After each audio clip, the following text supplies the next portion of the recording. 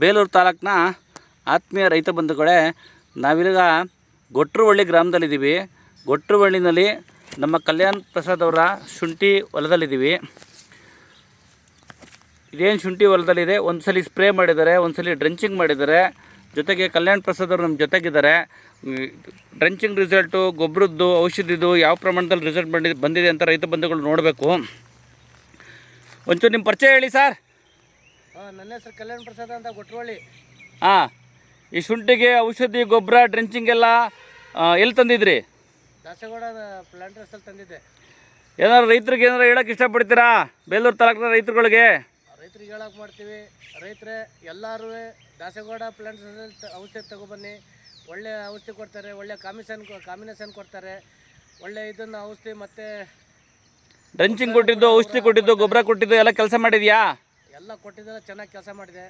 ಚೆನ್ನಾಗಿ ಕೆಲಸ ಮಾಡಿದ್ದೆ. ರೈತರಿಗೆಲ್ಲ ದಾಸಗೌಡ ಪ್ಲಾಂಟೇಶನ್ ಸರ್ವಿಸಸಲ್ಲಿ ಔಷಧಿ ತಗೋಬೇಕು ಅಂತ ಹೇಳಕ್ಕೆ ಇಷ್ಟಪಡ್ತೀರಾ? ಹೌದು. ಹೌದಾ? ಹೌದು. ಸರಿ, ಆಯಿತು.